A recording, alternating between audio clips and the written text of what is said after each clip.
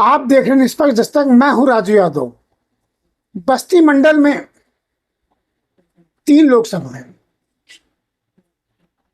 आज मैं आपको बस्ती लोकसभा में ले चलता हूं, जहां पर एनडीए गठबंधन राम का प्रसाद चाहती है, वही भाजपा हरीश के सहारे हर हर बोलना चाहती है।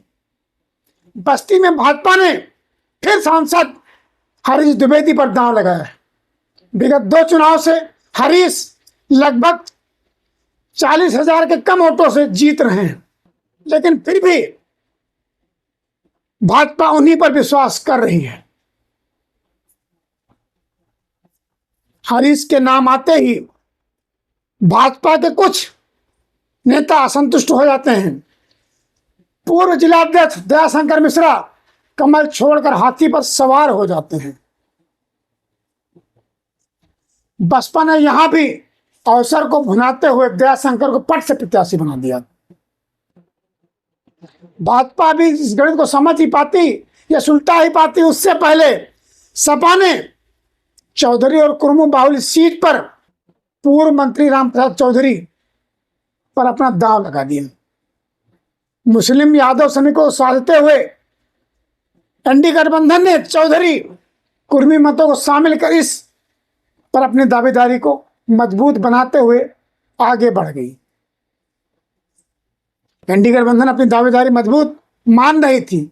अब बारी भाजपा की थी। भाजपा भी अपने आप को किसी से कमतर नहीं आंकती। भाजपा ने भी मंत्री रहे सपा शासनकाल में राजकिशोर सिंह और उनके भाई ब्रज किशोर सिंह को पार्टी में शामिल कर एनडीए गठबंधन को तगड़ा झटका दिया, जोर का झटका दिया। राजकिशोर सिंह की काट गठबंधन ढूंढ ही पाता, उससे पहले ही हाथी ने अपना महारथ बदल दिया। चुनावी बिसात में कौन कब कहां बैठ जाए कुछ कह नहीं सकते। इसीलिए कहा जाता है कि राजनीति में सब जायज है। टिकट दयाशंकर मिश्रा का कटा और झटका एनडीए गठबंधन को लगा। चोट कहीं और होती है, दर्द कहीं और होता है। ऐसा राजनीति में भी कभी बार देखने को मिल जाता है। कई बार ये बातें प्रेम में लोग कहते हैं कि चोट तुझे लगती है, दर्द मुझे होता है, लेकिन आज की राजनीति में चोट कहीं और होती है, कटता कोई और है और बढ़ता कोई और है। बसपा ने पूर्व विधायक जितेंद्र कुमार नंदू चौधरी के बेटे लोकुश पटेल को प्रत्याशी बनाकर एनडीए गठबंधन को बड़ा झटका दिया। और इस बड़े झटके को झेलने के लिए कुर्मी और केका को बदौलत सपा प्रत्याशी जीत का जो दम भर रही थी, उसे छिन्न भिन्न बसपा ने कर दिया। जो लोग कभी कभी कहते हैं नहीं कि ए पार्टी और बी पार्टी, इस लाइन से आप देखिए कि कौन किसे जिताना और कौन किसे हराना चाहता है।